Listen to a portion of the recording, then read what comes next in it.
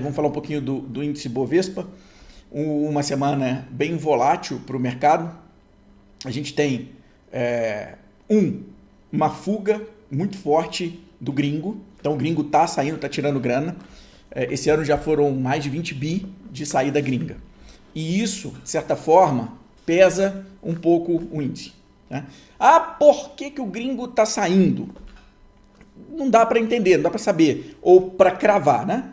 Mas fato é que o juro americano não cair é muito melhor para esse gringo deixar o dinheiro lá, correndo menos risco, porque você tem que entender a cabeça do gringo. Na nossa é o seguinte, como é que o cara é louco? Ir lá atrás de 5%, se aqui ele tem 11%. É melhor ficar com os 11% aqui. Só que você é daqui, o gringo é de lá.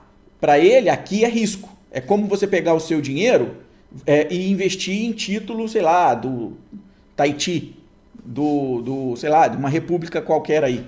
Né? Com certeza, você pensaria assim, para que eu vou meter meu dinheiro lá para ganhar 18%, 17%? Eu prefiro deixar meu dinheiro aqui com 11%. É mais ou menos esse o pensamento. Então, esse fluxo ele é muito volátil, ele roda muito. Né? Então, com a semana, com a ideia ou com a aposta de que o juro lá fora vai demorar a cair, talvez junho, julho, com isso você tem essa fuga de capital. Essa saída pressionou o mercado. Ponto 1. Ponto 2. Tem mais também um dado econômico americano que ainda está vindo forte. Então, mostra que aquele país está muito, muito forte. Então, você tem essa mudança, ok? Você tem essa mudança de fluxo de dinheiro, né? Sai daqui e vai para lá. Isso é um ponto. Ponto 2, você tem também um componente do fiscal. Esse ponto 2, componente fiscal, ajuda na percepção de risco. Tanto que se você olhar para uma curva, para um CDS do Brasil, subiu bem essa semana. Então, isso reflete aqui no resultado, no preço. Ou seja, você tem um aumento do risco Brasil, CDS, e aí você tem uma reprecificação do mercado, pressão para baixo. Quem sente mais é segunda linha. Quem sente mais, small caps. Só que as large caps, por exemplo, uma Vale e tal, ela está muito suscetível também a esse arrefecimento econômico mundial. Tudo bem, tivemos alguns dados melhores aí da China e tal, mas não está essa evolução toda, não está esse crescimento todo. Logo, nós vamos ter uma reprecificação do minério, que já está tendo, né? Chegou muito próximo ali dos $100.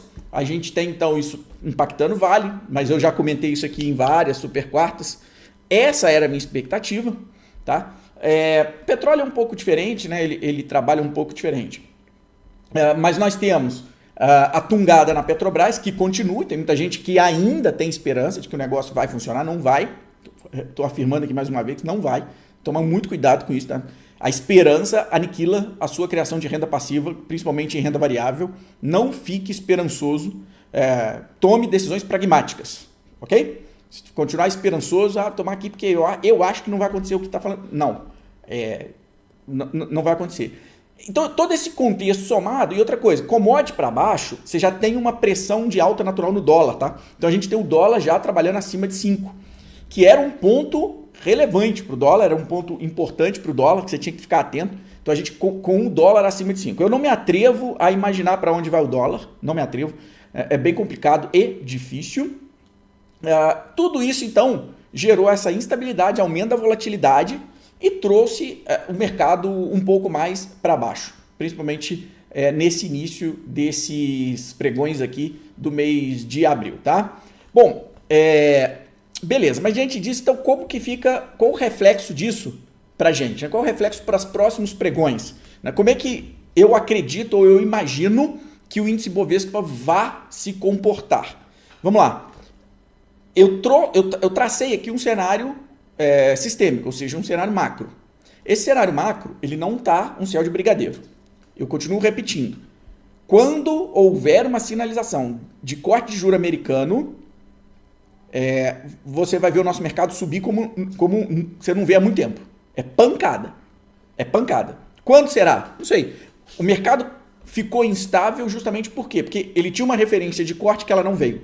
Quando ele tiver essa referência de corte, aí ele vai melhorar. Quando o corte efetivamente acontecer, aí ele vai dar pancada. Porém, os dados americanos estão vindo muito fortes. Eu torço para que haja uma contração lá, mas essa contração não aparece. Essa contração não aparecendo, eu tenho um problema para aquele país reduzir ou, né, jogar a taxa de juros para baixo. Então, provavelmente, a gente vai ver uma demora, né, nessa taxa de juros vindo para baixo, tá? Então, tem que ficar muito atento a isso aqui. Tem que ficar muito atento a isso, porque provavelmente, né, se os dados econômicos americanos continuarem vindo forte como estão vindo, será que cai em junho e julho? Não sei. Talvez não caia, tá? Talvez não caia em junho e julho. Mas é o que a gente tem para trabalhar, ok? Esse é o cenário atual que nós temos para trabalhar. Agora, quando eu olho para o índice Bovespa, imaginação, então o índice Bovespa vai cair mais, né? Já deveria estar caindo. A gente continua acima dos 25.500 pontos. Com todo o cenário sistêmico ruim, né? Com todo o cenário sistêmico, como eu pontuei aqui, nebuloso, nós temos um índice trabalhando acima de 125 mil pontos, que é um primeiro suporte que eu tenho aqui, importante. Logo, qual é o reflexo por enquanto para a gente? É que mesmo com esse cenário ruim, os preços ainda estão muito baratos, os ativos ainda estão muito baratos, ainda estão muito interessantes para que a gente, para que o mercado jogue eles para baixo, né, e venda. Eu não tenho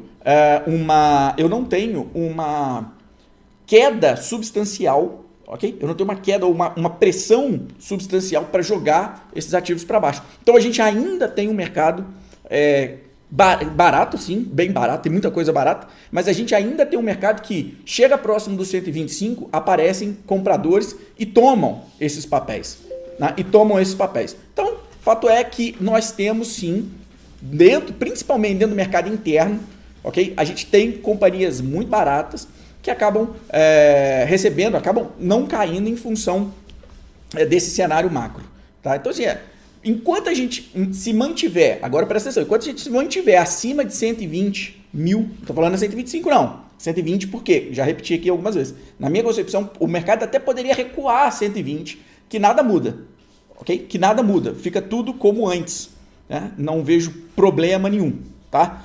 120 mil pontos. Enquanto isso não acontecer, ok, tá tudo normal, tudo dentro dos conformes.